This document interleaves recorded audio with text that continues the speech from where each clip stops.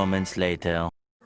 So guys, yan, DIY muna tayo. Naglagay din ako sa aking sarili. Siyempre, hindi ako nag-product para sa akin. Siyempre, gagamitin ko yun siya. So, ito. DIY, do it yourself literally. Apply natin yun. Number 2.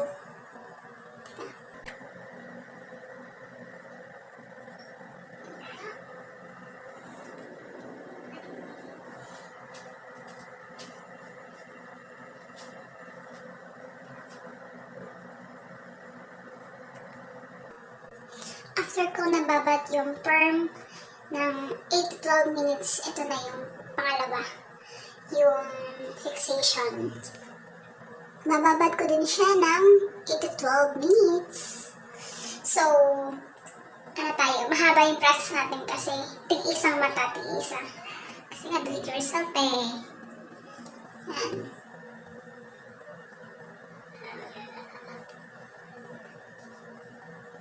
Ito yun naman yung struggle ko. Mahirap talaga mag-isa. Pero kailangan mo sanayin na sa'yo, hindi mo na mag-isa. Kaya mo yan. Nilit ko na yung aking mata kasi hindi ko na talaga makita.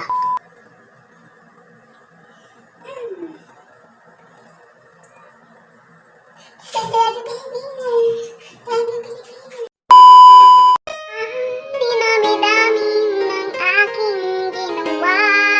Tig-isa lamang ang ginawa ko sa akin. So guys, ito na nga po yung aking DIY eyelash lift.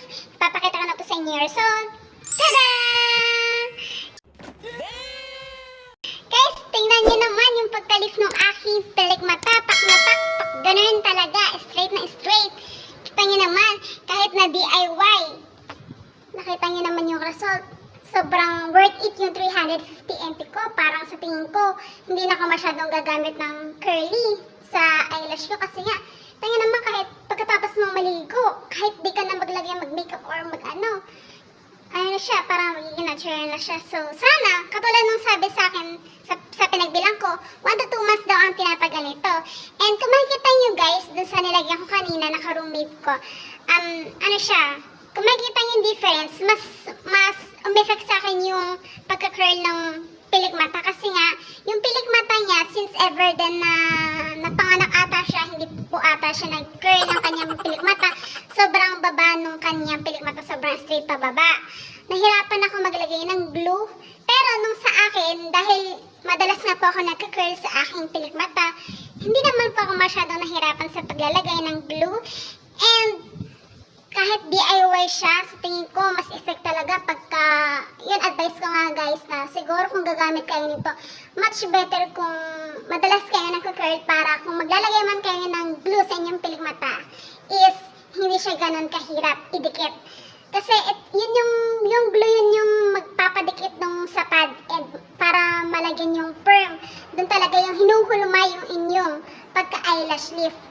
So guys, 350 NT, hindi na kayo malulugi, and lalo na sa mga laging nagka-curl ng kanilang pilik mata and masyadong katulad ko, hindi naman nilalahag, pero yung iba conscious sa pilik mata, ay, kasi ito nandun yung asset eh, sayang naman, pilik mata na lang ang asset, tak ganun, di ba?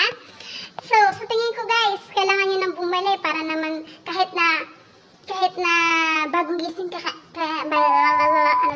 bagong gising kayo, or pagka tapos yung maligo sa CR, lamos lang ganyan, tak ganun na, parang naka-makeup ka na agad, blooming na blooming, nag-glow yung inyong mga mata, like me.